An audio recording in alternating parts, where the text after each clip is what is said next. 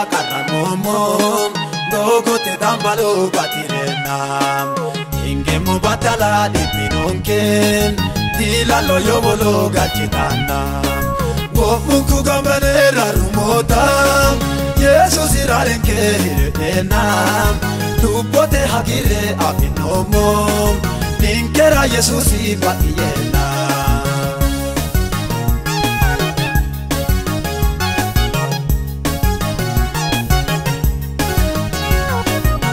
Agande mota d'amumona leonkera hetono muninomo yo wolo galchamara kuketa avene Jesus awoshinomo munku gambalera rumota oso yama hoyeta minonke eke mankira ka inonke ha anini dambala holinonke waikitolo bota karamomo Doko te dambalo batirena ingemo batala dipinonken dilalo yobolo gachitana gomunku gambanera rumota Jesus irarenke ena dubote hagire abinomo ninkera Jesus ibatiena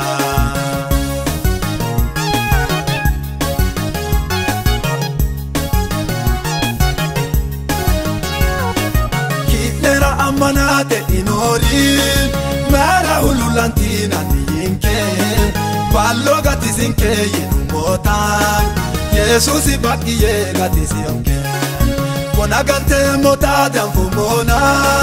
lupote tadilu ilinonke anindi dambala holinketa wagito hagilu wominonke wagito lobota karamomo Doko te dambalo batirena ingemo batala dipinonken dilalo yobolo gachitana gomunku gambanera rumota Jesus irarenke ena dubote hagire abinomo ninkera Jesus ibatiena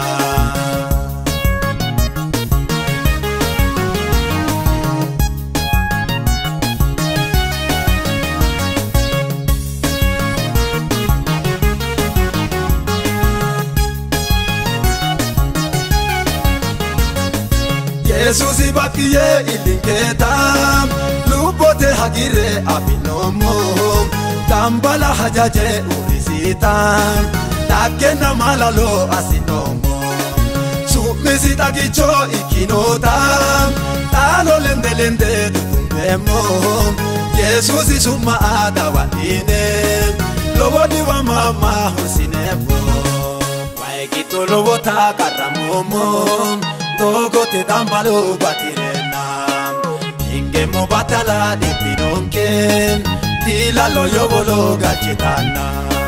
gomunku gambanera rumota Jesus irarenke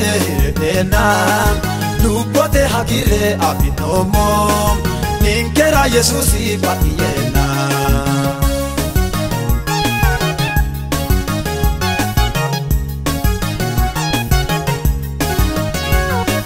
Tambalu batinyi kanohuni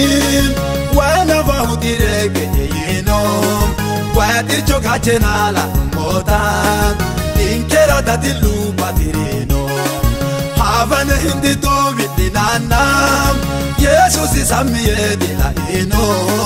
reo agadine no morira mere roho kere dudubino waikitolo bota karamomo Doko te dambalo batirena ingemo batala dipinonken dilalo yobolo gachitana gomunku gambanera rumota